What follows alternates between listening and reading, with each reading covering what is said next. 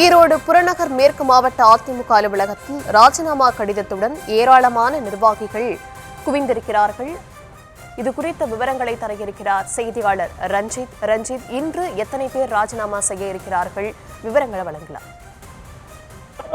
வரும் 2026 தேர்தலில் அதிமுக வெற்றி பாதையில் பயணிப்பதோடு மக்களுக்கு பயனுள்ள ஒரு ஆட்சியை அமைக்க வேண்டும் என்ற அடிப்படையில் அதிமுக பொதுக்குழுவால் நீக்கம் செய்யப்பட்ட OPS தினகரன் மற்றும் சசிகலா ஆகியோரை மறப்போம் மன்னிப்போம் என்ற அடிப்படையில் அரவணைத்தால் வரும் சட்டமன்ற தேர்தலில் அதிமுக வெல்லும் என கடந்த 5ஆம் தேதி நடைபெற்ற செய்தியாளர் சந்திப்பில் முன்னாள் அமைச்சராகவும் அதேபோன்று அதிமுகவினுடைய அமைப்பு செயலராகவும் பதவியில் இருந்த செங்கோட்டையன் கருத்தை தெரிவித்திருந்தார்.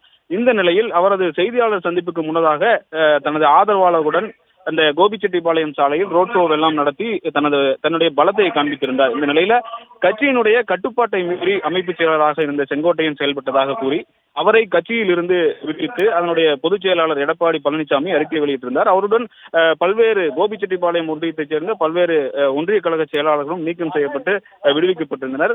ஜெயலலிதா மற்றும் எம்ஜிஆரால் கட்சி ஒன்றிணைய வேண்டும் என்று வலியுறுத்திய நிர்வாகிகள் கூட நீக்கப்படாத நிலையில எடப்பாடி பழனிசாமியின் இந்த நடவடிக்கை அதிமுக நிர்வாகிகளுடைய கடுமையான எதிர்ப்பை தெரிவித்து வருகிறார்கள். தொடர்ந்து நேற்றைய தினம் நம்பியூர் ஒன்றியத்தைச் சேர்ந்த ஆயிரக்கணக்கான அதிமுக தொண்டர்கள் ராஜினாமா செய்திருந்தனர். குறிப்பாக நேற்றைய தினமே நம்பியூர் ஒன்றியத்தைச் சேர்ந்த நிர்வாகிகள் ராஜினாமா செய்திருந்த நிலையில் தற்போது கோபி TN பாளையத்தைச் சேர்ந்த அதிமுக நிர்வாகிகள் ராஜினாமா கடிதத்துடன் இந்த கோபிச்செட்டிப்பாளையத்தில் இருக்கக்கூடிய அதிமுக அலுவலகத்துக்கு வருகை புரிந்திருக்கிறார்கள்.